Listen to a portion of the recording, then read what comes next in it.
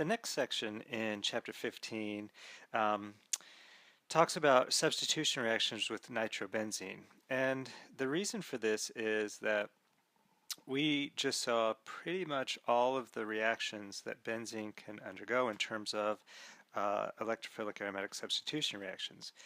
So there's only a few groups that we can attach to benzene directly. We can attach bromine, we can attach sulfonic acid, a nitro group, alkyl groups, acyl groups.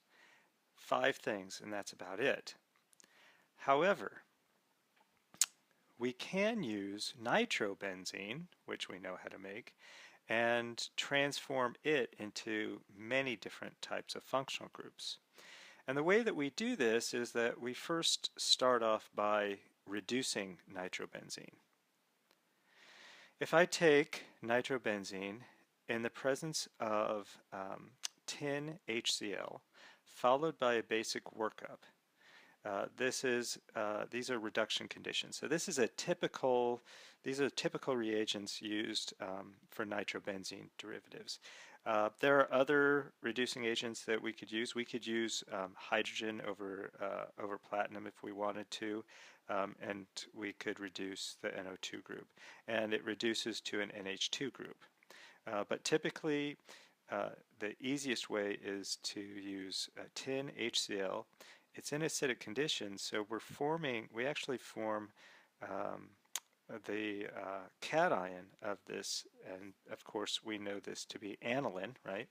So in acidic conditions, aniline is going to be protonated to the anilinium ion, and hence we have this basic workup which then deprotonates the anilinium ion and frees up aniline. All right, so this is notice this is one other functional groups now that I can put onto the ring, an NH2 group. Is it directly? Absolutely not, but it is indirectly. If I nitrate the ring and then reduce the NO2 group, I can get aniline. Okay, so now aniline can be used to do a lot of functional group transformations. And what happens is when we treat aniline with sodium nitrite in acidic conditions, we produce what are called benzene diazonium salts. Here I have aniline. I treat this with sodium nitrite in HCl or H2SO4. I could use a number of inorganic acids here. And what I end up with is this. So I have this N triple bond N, and the nitrogen attached to that ring has a positive charge. If I'm using hydrochloric acid, of course, I would generate a chloride salt. This is benzene diazonium chloride. That's the name of this. And benzene diazonium chloride and all diazonium salts are fairly unstable. So you typically will take aniline or a derivative, treat it with sodium nitrite in an acid, generate the diazonium salt, and then react it with something else. And the mechanism of the formation of the diazonium salt is kind of long, but it's a series of acid-base reactions and dehydration reactions, which you'll see. The first step is that we take the nitrite anion, right? We start with sodium nitrite and we add that into hydrochloric acid in this case. What's going to happen is the nitrite's a base, hydrochloric acid an acid, so we get an acid-base reaction. Oxygen deprotonates that hydrogen and we generate chloride ion, and we also generate this. Right? And this is what we refer to as nitrous acid. Now sometimes you may see an abbreviation of nitrous acid as HONO or HONO. So in terms of reagents, there are several ways that you can see reagents. You might see it as NaNO2 and an acid like I have up here. In our first reaction, you might just see HONO, and that's the same thing, because in essence what you're doing is when you add nitrite to an acid, you generate nitrous acid, HNO2 or HONO. Now, the nitrous acid is actually relatively unstable, and this is why we don't simply buy nitrous acid. And the reason for this is because nitrous acid will react with itself. Um, and so I'm showing you two nitrous acid molecules. What happens is one of the OH groups will actually try to, it'll get protonated by the acid of the other nitrous acid. So I'm essentially protonating that OH group. In the process, what happens is now the oxygen-hydrogen bond from the nitrous acid then migrates to form an nitrogen-oxygen double bond. When this happens, nitrogen now has too many electrons, and so the nitrogen-oxygen double bond that already forms, it actually will donate to the nitrogen on the top. And then, of course, this nitrogen now has too many electrons, so the nitrogen-oxygen bond, original bond, has to break, and the electrons go up to the oxygen. The net result is this, right? So I have oxygen that now has a negative charge attached to nitrogen, attached to another oxygen, attached to, with only a sigma bond to the nitrogen that has a double bond onto the oxygen. Of course, now notice I have this OH2 plus, and of course, why does this happen? Well, we should by now be able to see, oh my gosh, I've got water, and water can come off, right? So in essence, I've created a good leaving group, and that leaving group is stabilized by that O minus. I can donate a pair of electrons from that O minus onto the nitrogen, and it kicks off water. The result is this structure, right? So O double bond N, which has a single bond to oxygen, which has a single bond to nitrogen, which now has a double bond to oxygen. You notice this is a neutral molecule. There's no formal charges associated with it, and this is called dinitrogen trioxide. Now, dinitrogen trioxide is a pretty good electrophile, and we can react it with aniline. Aniline's a nucleophile. It's a base, and what happens is the lone pair of electrons on the aniline attack one of the nitrogens. Notice it doesn't matter which nitrogen it attacks, it's going to attack one of those nitrogens. And it breaks the weaker nitrogen-oxygen bond, so the electrons go to the oxygen. So now notice I'm breaking up this dinitrogen trioxide, right? And what happens is I get now the nitrogen on the aniline is connected to a nitrogen that has a double bond oxygen. Now the aniline nitrogen still has two hydrogens, so it has a positive charge. And I also I'm generating the nitrite ion. Now I can use this nitrite ion to then deprotonate one of the hydrogens on that positively charged nitrogen, and the result is this structure, right? And this is called a nitrosoaniline derivative.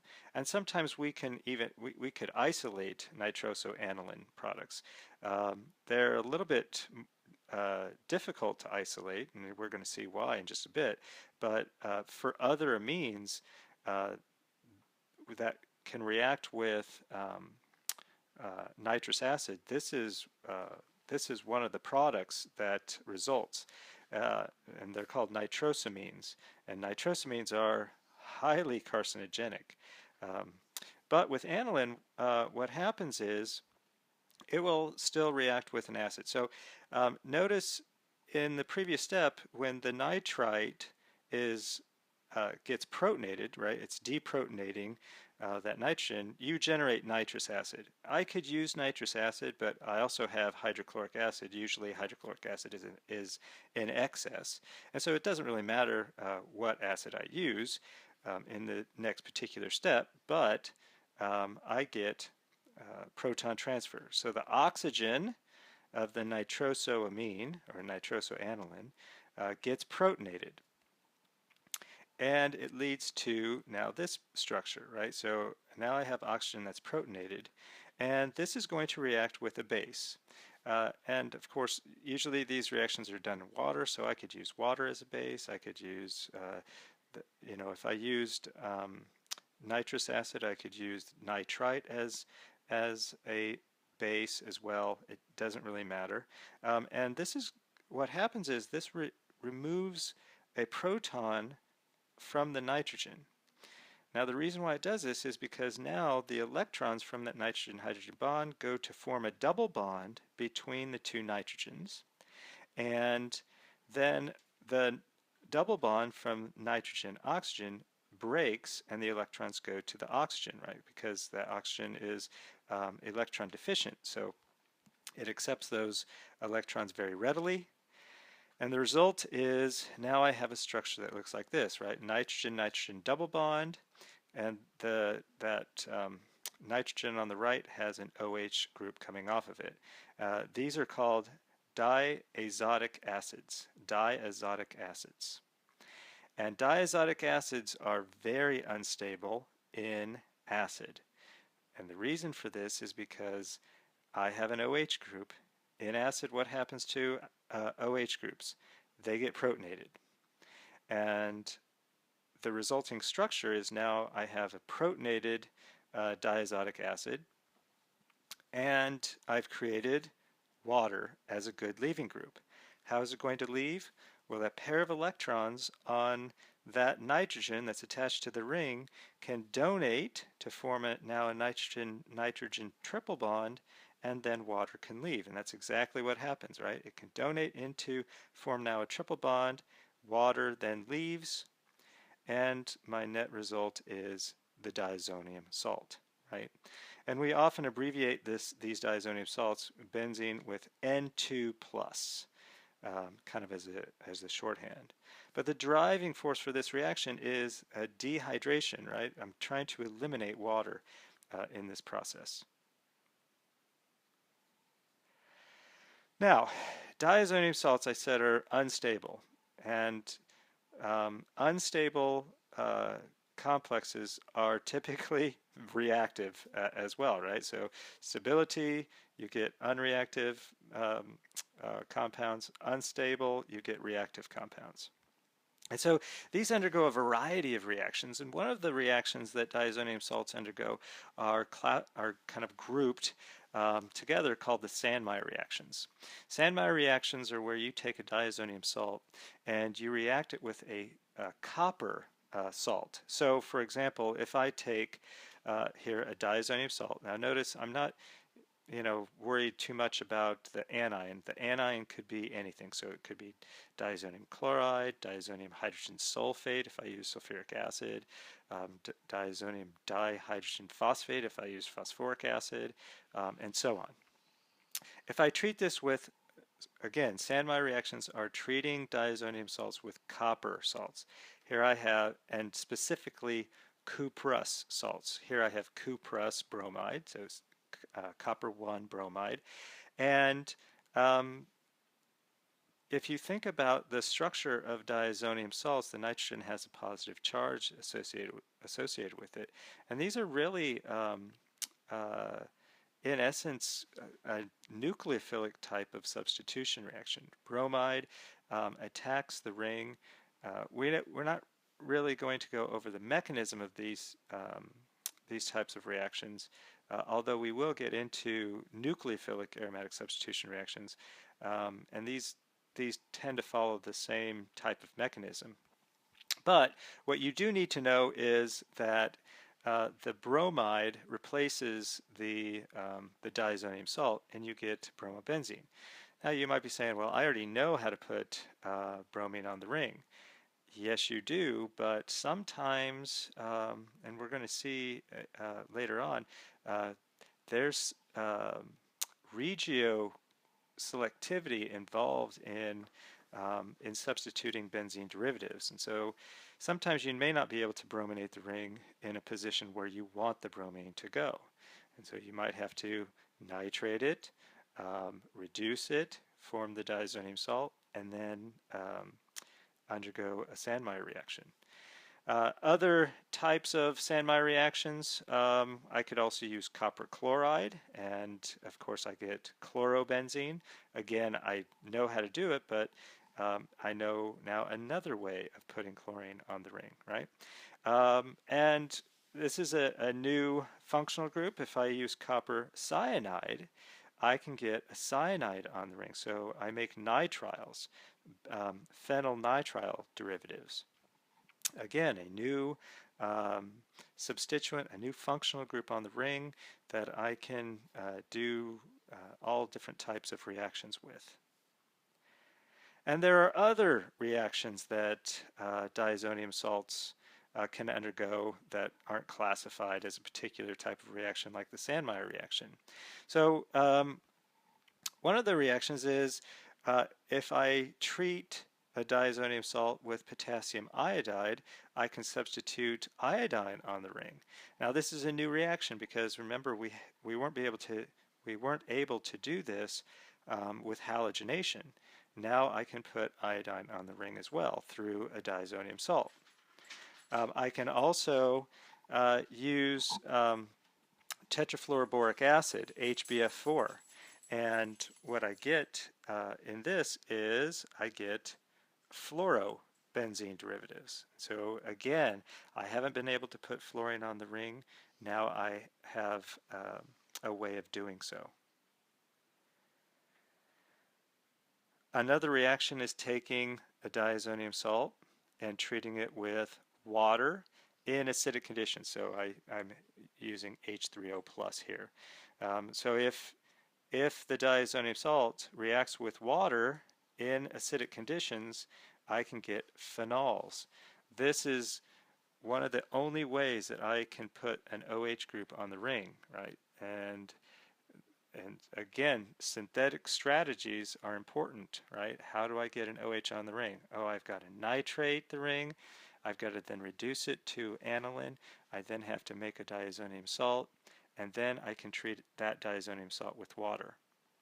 Now, one of the reasons why diazonium salts are relatively unstable is that you actually tend to make these salts in water under acidic conditions.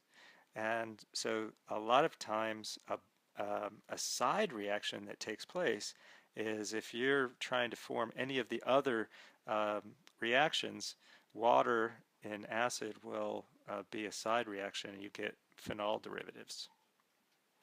And lastly, I can take a diazonium salt and treat it with H3PO2, hypophosphorous acid. And what happens is I can actually substitute a hydrogen. And this is sometimes good if I, if I want to remove a group. Let's say I wanted to remove an NO2 group or remove an NH2 group. I can reduce an NO2 to NH2 if need be. I can make the diazonium salt, treat it with H3PO2, and it goes back to a benzene.